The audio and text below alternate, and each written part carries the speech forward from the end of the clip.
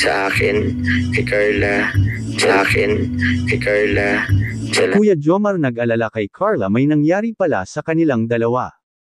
Ano naman kaya ito mga kalingap? Yan ang sama-sama nating malalaman mamaya mga kalingap.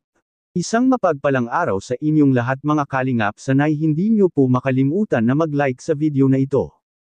At paunawa tapusin muna ang kabuuhan ng video na ito mga kalingap at para malaman ang nilalaman nito.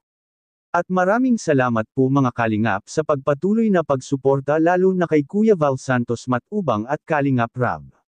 Kasalukuyang nagtatrabaho si Carla mga kalingap ngayon kung saan siya naka-under job training. At habang nandoon si Carla sa diet ay hindi niya maiwasang makapunta sa bahay nila Kalingap Rab dahil sa si Carla ay napalapit na rin sa pamilya nila Kalingap Rab. Sa kanyang katapatan at kabaitan na ipinakita sa Team Kalingap sobrang daming humahanga kay Carla mga kalingap kahit na siya ay mas nakakalamang sa ibang Kalingap Angels ay hindi pa rin ito nag-iba ang kanyang pakikitungo sa mga kasamahan niya at lalo na kina Kalingap Rab. Sobrang napahanga at nahihiya si Kalingap Rab para kay Carla mga kalingap sa tuwing bibisita ito or mapupunta ito sa ibang bahay ay napakasipag-anya ni Carla katulad na lang sa pagtulong sa mga gawain at paghahanda ng mga pagkain. Tumutulong si Carla sa mga K-boys kahit siya na lang ang tagahugas ng mga ginagamit ng mga K-boys.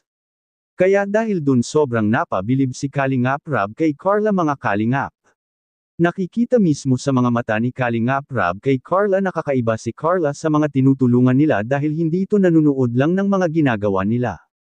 At tumutulong talaga si Carla, sobrang napaka-masunuri ni Carla sa kanyang mga magulang mga kalingap dahil kaya pala ginagawa ni Carla ang lahat ng iyon sa tuwing makapunta ito sa ibang bahay dahil sa mama niya mga kalingap na hindi nagkulang ng mga payo para kay Carla.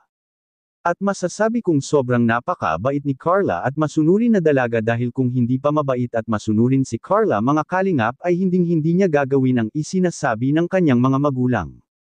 May iba din naman na mga anak na kahit sinasabihan na ito ng mga magulang nila ngunit hindi pa rin makikinig at gumagawa pa rin ng hindi makabubuti sa kanila.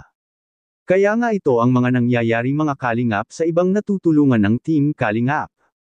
Na ang hindi marunong sumunod ay talagang mawawala bigla at maglalaho na lang sa Team Kalingap. Katulad na lang sa mga nangyayari ngayon mga kalingap na may aalis na naman sa mga Kalingap Angels. At isa na nga dito ang pinaka-example na nangyayari talaga sa Team Kalingap ay si Erica. Kung naging masunurin pa ito si Erica sa kanyang lolo at lola ay tiyak mapaghanggang ngayon ay nasa Kalingap pa si Erica mga kalingap dahil kung si lolo lang ang masusunod mga kalingap ay gustong-gusto niya ang manatili si Erica sa Team Kalingap para sa kanyang kinabukasan. At Kuya Jomar bakit nag-alala kay Carla? Makikita po natin sa video.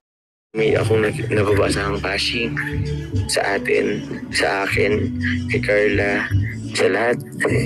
But it's okay. Ano lang tayo, patuloy lang. That's life. Yan.